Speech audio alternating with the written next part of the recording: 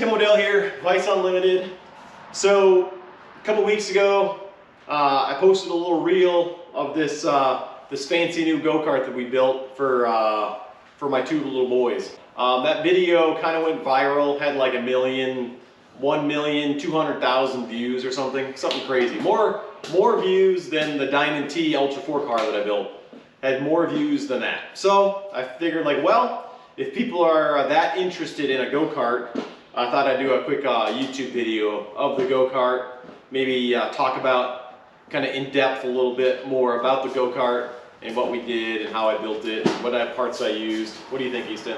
It's so cool. Yep. So anyway, that's what I'm doing. Doing a little YouTube video of the go-kart, and yeah, that's it. So I built this go-kart originally, probably, I don't know, 4 years ago. I think Easton was 4 years old at the time. Now Easton's Maybe 8. 4 or 5. Yeah. Either one of those. So anyway, built it originally. I'll post a picture. 5. Yeah. Either one of those. So anyway, built it originally. I'll post a picture right now of what it used to look like. It was just a solid frame, no suspension go-kart at the time. Had a Briggs & Stratton or a Predator, motor in the back. And it was fun. It was awesome. Had go-kart, had some slick kind of go-kart wheels and tires on it, and it was a ton of fun. We drove the wheels off that thing. But the boys were kind of complaining about not having any kind of suspension, and it was kind of rough. And then Dad this and made a whole new go-kart. Yeah, so I was like, all right, well, let's build a go-kart with suspension and take it from there. Plan was, I wasn't going to be using any kind of big motor here. I was still going to use the Predator motor, but came across a Ninja 300. So a 2015 Ninja 300 EX crotch rocket that was wrecked. It was a good deal, and so had it stored away for a future project. And I was like, you know what? Maybe now's the time to put that motor in, use that motor for the go-kart. And so that's what we did. So this is kind of the breakdown of the go-kart. So it is independent front suspension. You can see double A-arm suspension. I use these Chinese, these Amazon cheap shocks. It's like $70 for the pair of these shocks. I know they're inexpensive. They're not the greatest. Definitely something I plan to upgrade in the future. But for now, they work. And for a kid that weighs 40 pounds or 50 pounds, it works perfectly. For an adult, they don't really have enough spring rate to hold up the weight of an adult. But used a Joe's rack and pinion. You can see there, it's actually flipped upside down. And then I made my own center kind of pivot on the rack so I can get all my geometry right. I got everything pretty well set up, not much bump steer. Got the Ackerman pretty nice, and so anyway, so yeah, that worked out really good. Kind of moving back here, you can see it's got 3 pedals, so it has a clutch. So Easton had to learn. Can I show them which one is which? Got your clutch pedal here on the left. Brake and gas. Brake and gas. Yep. So I had an idea. A lot of guys will put a clutch lever on the shifter. That's the shifter lever. They'll put a clutch lever on the shifter for the clutch, which would make it easier because you just have to run a lever like a motorcycle lever. But you know what? I wanted the kids to get familiar with driving a clutch and actually having a foot clutch. So it's just like a car. And so that's what I did. Kind of moving back. That's actually the original. Look out, eyes! This is actually the original Ninja instrument cluster. Actually off the bike, which worked out pretty good. And then I fabricated a little aluminum cover that kind of goes around it and mounts it. And that worked out really nice. So moving back, when I built the go-kart, obviously it's for the kids. It's a kid's go-kart. It's not for adults. But I was like, you know what?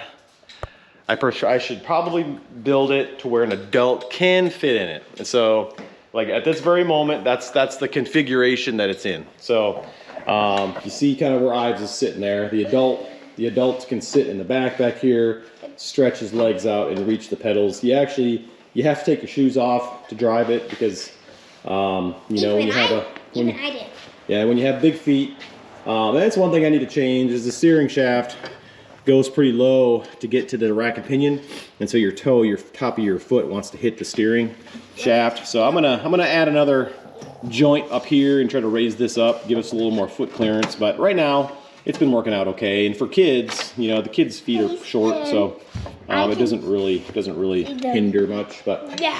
then you got the radiator. So then the only place to put the motor really was alongside of the driver, and so it's kind of sitting off to the side. I think this motor is like 40 horse. I think was what I read up on it. Plenty of power, but very it's got a ton of power, but it's not peaky. It's very linear. They can put it in first gear and just kind of tractor around with no problem. And what else is super cool about this is that if you turn this on, yeah, yep, it shows there's a neutral light. Yeah, has a neutral light. Yep. That's what's cool about using a motorcycle engine and cluster and all that. It has all the little features that a motorcycle would have. Yep. So it's got a neutral light. That way the kids know when they're neutral. Yeah, it's pretty sweet. And it isn't this like how hard the thing is, like how hard the that's the engine RPM. is working? Yep, that tells you how many revs the engine's revving. Yep, pretty sweet. So then moving back, if you have a chain and you got sprockets and you have suspension, you got to get everything to work together. And so I had to run a jack shaft. So it's hard to see down here, but we got your sprocket. You probably can't see it down in there. It's kind of hard to see, but you got the motorcycle sprocket that goes to a jack shaft that is on the same pivot point as the rear pivot for the suspension. So that keeps that rear chain, you know, at the right tension throughout the suspension travel. So that took a little bit of figuring to get all that worked out. I originally was trying to use a Go Kart clutch, which I think I have it over here somewhere. Yeah, I was trying to use a Go Kart clutch, which maybe some of you guys are familiar with if you're into go-kart racing. I was going to try to run this on the jack shaft, so they wouldn't have to run a regular clutch. They could just rev it up and take off, but we couldn't get, with the gear reduction in the transmission of the motorcycle trainee, we couldn't spin this fast enough to get the clutches to engage properly. So we tried and tried. This one's actually melted. You might see it got so hot that it melted the plastic out of the lock nuts. But so that was a failed. I spent a lot of time trying to make this work, and it got so hot. Look at it, got so hot that it actually melted the aluminum on the, the clutch. So anyway, so that was a failed attempt. I have two questions. What's your question? Number one, why is there like a spring thing right here That holds the muffler on. that holds the muffler on? Mm-hmm. And then what is original on this? Original? Well, it's all custom made. We made it from nothing. With the original frame is this tube, Yeah, like the rear tube. Not these. Not that. That's all new roll hoop. Like the engine's totally new. Yep, The engine's wheels new. are new. Yep. Shocks are new. Yep, it's all new. So basically, it's just a frame. Yeah, just the frame. We just kind of reused the frame, and that was about it. So, custom-made fuel cell here. It's fuel injected motor, so it's got the electric fuel pump mounted in the tank. I machined a cool billet tank mount to weld into the bottom of the tank on the old Fidal here. So that was pretty fun, a little side project. But so yeah, so it's running the jack shaft back to the rear sprocket. That's a 510 chain, no big deal. Ended up using the Go Kart rear axle. Got the widest one that they make, and then running the Go Kart brake. That brake probably needs to be upgraded. That's the only brake on the Go Kart right now, which it works fine for the kids out in the yard. You know, they're not going 100 miles an hour. They're just putzing around. So yeah, so that all worked out pretty good. Built kind of this little, well, if you want to call it a trailing arm, but that kind of keeps everything, pretty rigid as far as the suspension goes. All right, so right here you got the breather for the motor. It's puking out a little oil. I think I might have overfilled the motor because I've had a little oil puking out the back. But some of the bugs that go along with making something. So I do have a little. I need to build some little rubber, like some bump stops back here, because it's bottoming out. So anyway, so that's that. So one thing that I talked about, you know, it's big enough so an adult can drive it. So one kind of cool thing, one thing I wanted to do is have this to where we could swap things out. We could have an adult riding in it, and then if we wanted to, in a few minutes, we could pull the steering column, put an actual seat in here, so the kids could ride. So got me in the shot here. So got a Sparco quick release steering wheel. So I built some steering columns that are a quick release that you can just take. So this will be the kids column. And then you can set a seat in here. Got a couple seat pins here, so we can pin the seat in with these stainless seat pins. And then we have a shorter column here. So then we can take this column, put it in, it locks it. It's got ball bearings in there, so it always puts it in the right position. And then now Easton can hop in here and he can drive it. Or Ives, the 4-year-old, we can slide the seat all the way forward.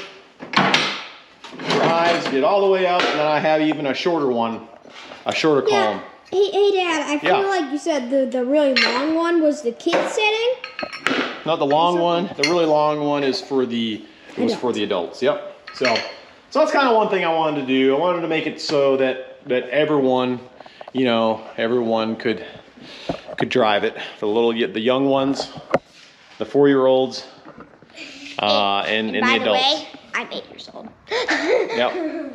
So anyway, so it's kind of a cool little feature. Took a little while to get this all figured out. You can see in this Sparco, it's got some cool ball bearings in there that keep the steering wheel clocked in the right position. So I had to machine, machine the shaft and then machine these little indents for the ball bearings to lock it in place. So it's kind of a fun little project. So what else, Easton? What else can we say about it? What do you think of it? Do you like it? Yeah, I really like it. Yeah, you getting used to driving the clutch? Yes. Well, I think I am used to driving the clutch. It's actually really easy. Yeah, it's not hard, is it? Nope. It's kind of funny these days. These days, there's not a lot of kids or people, adults, that can drive a manual, stick shift. So I think it's kind of fun to have an 8-year-old driving a manual transmission. So and Ives hasn't tried it yet. He's still working up the courage to give it a try. But he will. Hey Dad, isn't the first thing you do? The first thing you do is turn it on, of course. Yeah. And then when it's on, you hold in the clutch. Yep. And then pop it in gear. Yeah, you pop it in gear and then you rev it up. Mm-hmm. And then you let the clutch out. Right. Yep. You take off. Yep. That's how you do it. One neat thing too, being that it's all bike stuff. Ready, I'm turning it on. If it's in gear, it won't even start. So it kind of keeps the kids out of trouble. Yeah, welded up some 1-inch stainless exhaust for it. Kind of have a cheaper, straight through kind of super bike muffler on it. It has the baffle inside, so it's not so loud. So the wheels and tires and the hubs are actually the original Go Kart racing, Go Kart hub. And then I cut out on the plasma table a ring, an adapter basically to go from here to the 4-wheeler. It's like a Honda, I don't know what 4-wheeler came off of, but they're quad wheels and tires. So cut the rings out on the table, the old adapters, adapt that to bolt to the wheel. The rears were I got some used aluminum wheels.